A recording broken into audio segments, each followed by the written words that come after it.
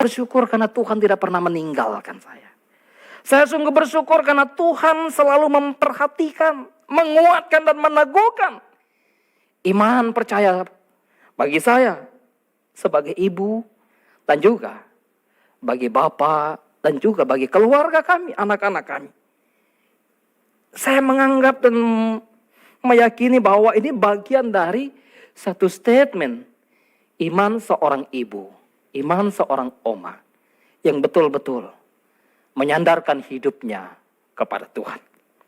Demikianlah sebetulnya gambaran kehidupan keberimanan seorang bernama Lois dan seorang bernama Eunike yang ada di balik kehidupan seorang anak muda yang begitu mengasihi Tuhan, seorang anak muda yang begitu setia melayani Tuhan, seorang anak muda yang begitu mencintai Kristus, yaitu Paulus. Yang memiliki anak rohani yang tentunya Timotius. Ibu yang beriman, seperti apakah mereka? Bagaimanakah kehidupan mereka? Dan siapakah mereka sesungguhnya? Bapak, Ibu, Saudara-saudara yang terkasih di dalam nama Tuhan Yesus Kristus. Bicara tentang ibu yang beriman adalah yang pertama. Ibu yang beriman adalah ibu yang membuka hatinya untuk menerima kebenaran firman Allah.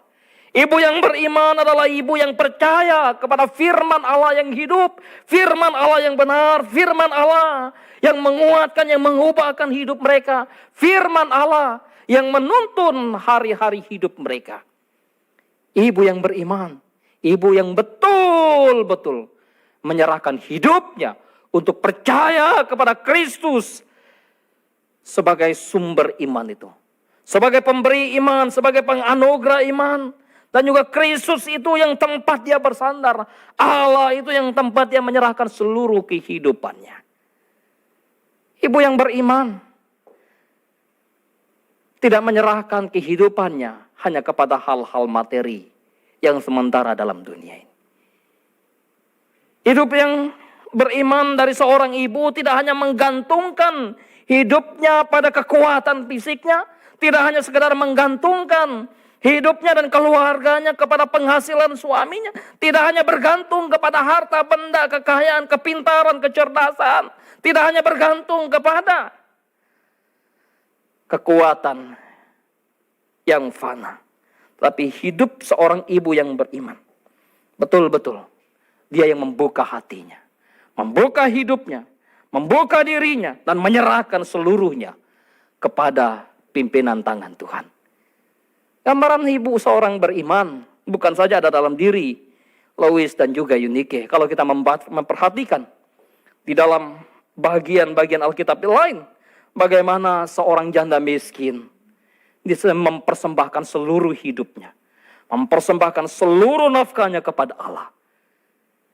Itulah gambaran hidup seorang perempuan beriman, seorang ibu yang beriman.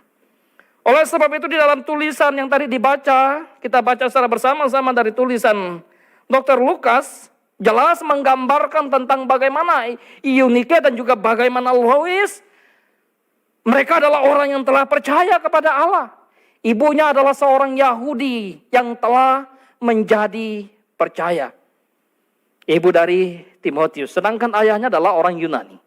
Mereka tinggal di Listra, di daerah Derbe, kota yang kecil. Dan beberapa tafsiran menggambarkan bahwa di sana tidak ada sinagog. Miris kan? Bagaimana orang Yahudi hidup tanpa sinagog di tengah-tengah tempat di mana mereka berada. Tidak mudah. Pergumulan hidup keberimanan diperhadapkan dengan kehidupan orang-orang yang notabene-nya banyak orang Romawi dan juga banyak orang Yunani. Karena kota Listra, salah satu kota kekuasaan kerajaan Romawi, sehingga barangkali tidak heran kalau pada waktu itu Lois mendapatkan jodoh bukan sesama orang Yahudi tapi juga dari orang Yunani. Ketika mereka belum menerima Kristus, barangkali mereka masih menganut agama Yudaisme. Tapi ketika Injil diberitakan, ketika mereka mendengar bagaimana kabar Kristus, sukacita Kristus, kasih Kristus dan pengorbanan Kristus yang menyelamatkan mereka, maka keluarga ini menjadi keluarga yang percaya kepada Tuhan. Ibu dari Timotius, ibu dari Eunike, yaitu Lois. Mereka adalah orang yang betul-betul mempercayakan hidup diri kepada Tuhan. Bagaimanakah ibu di zaman modern? Ibu di zaman now, masihkah mempercayakan hidupnya kepada Tuhan?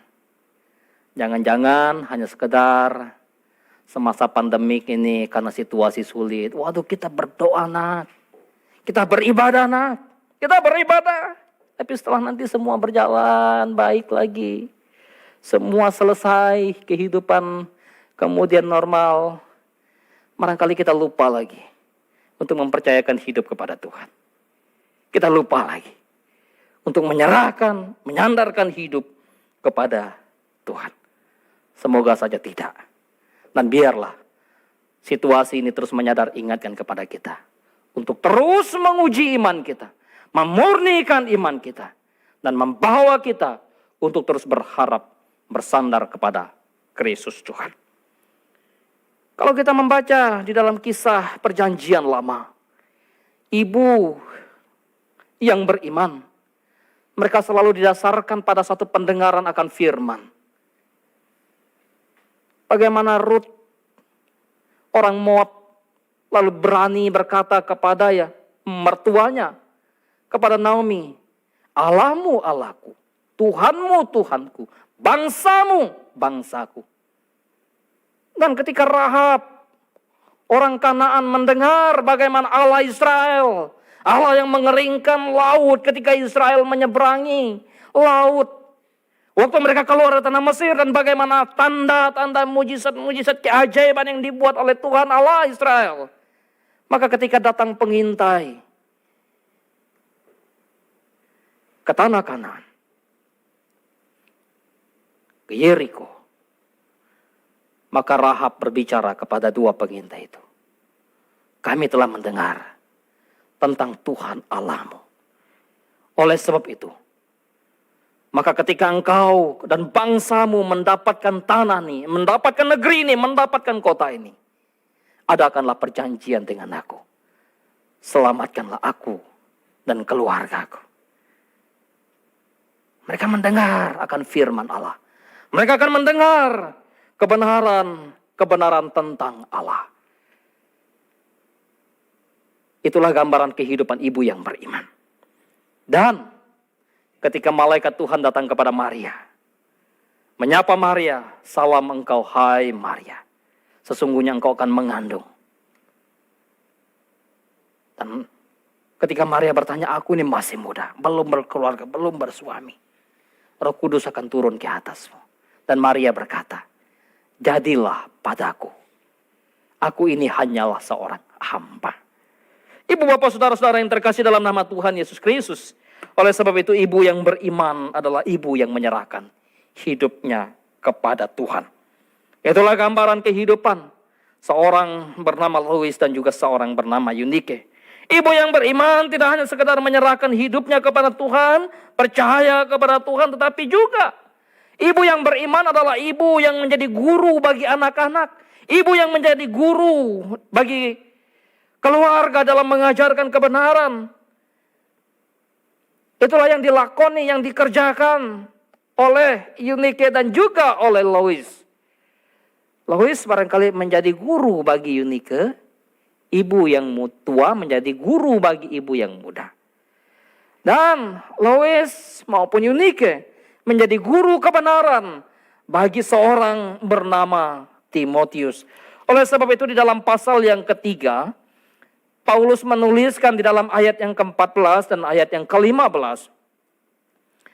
Tetapi dari 2 Timotius, hendaklah engkau tetap berpegang pada kebenaran yang telah engkau terima, yang telah engkau yakini, dengan selalu mengingat orang yang telah mengajarkannya kepadamu. Ingatlah bahwa dari kecil engkau sudah mengenal kitab suci. Maka ibu yang beriman tidak sekadar ibu yang hanya bisa melahirkan anak. Ibu yang beriman tidak hanya sekadar ibu yang bisa menuntut ini dan itu dari sang suami. Ibu yang beriman tidak hanya sekedar bangga dengan prestasi ketika anak di sekolah berprestasi. Tapi ibu yang beriman, ibu yang memikirkan bagaimana kehidupan keberimanan anak-anaknya. Bagaimana hidup memikirkan keberimanan generasi-generasi mudanya. Itulah yang dilakukan oleh seorang bernama Mother Teresa, bukan? Kita tentu sering mendengar kisah tersebut dan sangat familiar. Bagaimana dia meninggalkan tempat mengajar yang enak, tempat yang mengajar yang bisa memberikan penghasilan yang besar, lalu pergi ke daerah India, pergi ke Kalkuta untuk mendidik, mengajar orang-orang akan kebenaran firman Tuhan. Apa yang dilakukan oleh Lois dan juga oleh Eunike sangat dipengaruhi oleh kehidupan Taurat. Orang-orang Yahudi diingatkan ketika mereka dalam perjalanan dan bahkan keluar dari tanah Mesir menuju tanah perjanjian dan bahkan sudah tiba di tanah perjanjian. Mereka diperintahkan oleh Tuhan untuk mengajarkan kepada anak-anak mereka ulang berulang tentang kasih Tuhan. Ulangan pasal yang ke-6 ayat yang ke-6 sampai yang ke-9. Kita bisa membaca di sana. Shema Israel. Dengarkanlah apa yang kukatakan kepadamu pada hari ini. Haruslah engkau mengajarkan ulang berulang kepada anak-anakmu. Waktu engkau berbaring, waktu engkau bermain bersama mereka. Waktu engkau dalam perjalanan. Terus ajarkan kepada mereka. Hidup sebagai orang Yahudi tentu Lois dan Eunike mengerti, memahami bagian ini. Kita seringkali sebagai ibu di zaman modern akan rela berkorban mati-matian, mencurahkan seluruh tenaga kita, dan bahkan mengorbankan seluruh uang kita, supaya anak-anak kita bisa mendapatkan pendidikan yang baik, pendidikan yang mahal, bukan saja di dalam negeri, barangkali di luar negeri, tentu tidak salah. Tetapi jikalau hanya itu yang kau tanamkan kepada anak-anakmu dan iman tidak pernah kau ajarkan, kebenaran tentang Tuhan tidak pernah kau tanamkan dari sejak dini, maka sama saja dengan engkau membuat anak akan menjadi anak yang tidak hidup dalam takut akan Tuhan. Dan bahkan dia bisa melawanmu dan melawanku. Dia tidak akan menjadi anak yang taat kepada Tuhan jikalau tidak diajarkan kebenaran dari sejak dini. Beberapa waktu yang lalu, salah satu grup yang saya ikuti, ya, ketika habis pulang dari Malang, beberapa bulan yang lalu kami punya satu grup.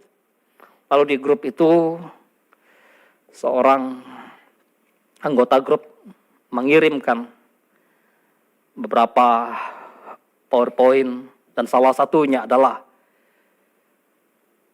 bagaimana keluarga menjadi tonggak utama, keluarga menjadi tempat yang utama untuk mengajarkan kebenaran kepada anak-anak.